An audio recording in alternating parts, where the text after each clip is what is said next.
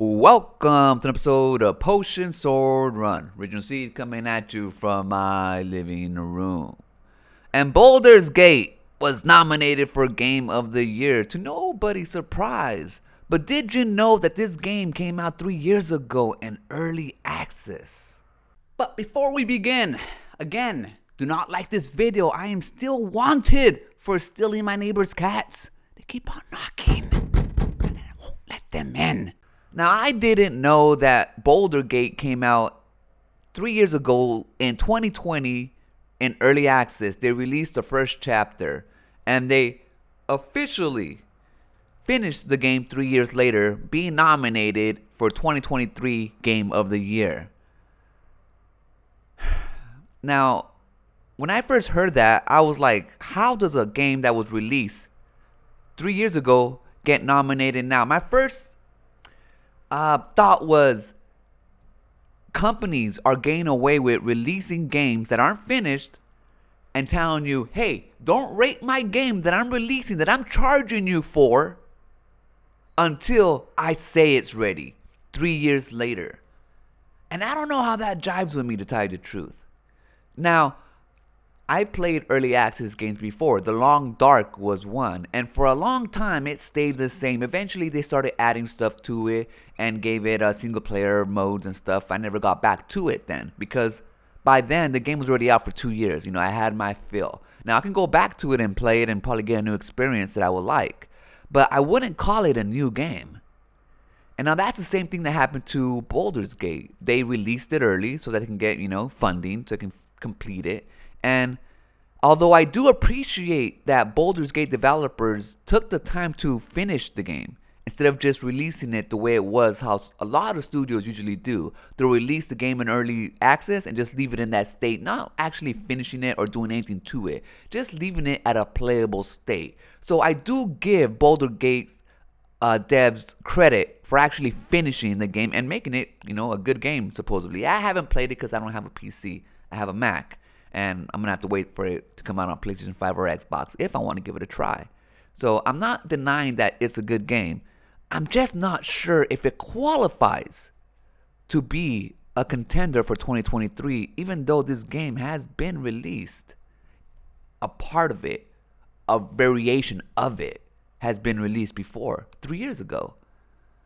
I mean, just imagine if every company did that. No Man's Sky, when it came out and launched, if they said, hey, no, sorry guys, this is not really a launch, it's just early access. Wait 3 years until we finally complete it, then rate the game. So why would Baldurs Gate get a pass when No Man's Sky doesn't? Only because they didn't say it was an early access and it wasn't complete? So all I'm saying is it muddies the water, to say the least. Now, I'm not sure where I stand on it, to tell you the truth. I had different conversations with different people, different commenters on a different video. The first person that actually let me know about this was a commenter named Kintable.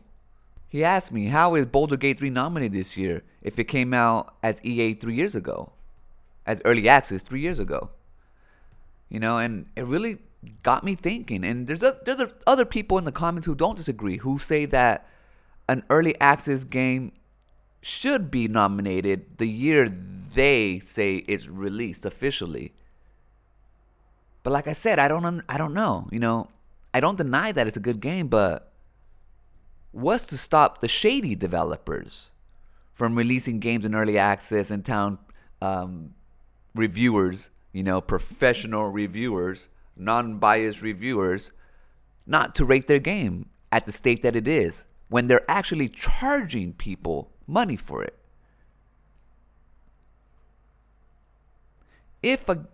Maybe I would feel better if they didn't charge people for the first part of the game they released on early access. If they actually treated it as an early access type of demo experience and gave people the opportunity to, try it before it's complete and they buy it. But I understand that the whole point of early access is to get these indie developers the money to finish games, to keep on going. So like I said, it's a tough one to decipher, to say the least. I'm not knocking it that it's there. I mean, it's a good game, but I don't know. I'm really, really stuck on this one. Some people are gonna say that remakes have no business being there. Some people are gonna say that they do, like Resident Evil. So I can understand different opinions when it comes to Baldurs Gate. Me, I'm just not too sure, actually, to tell you the truth.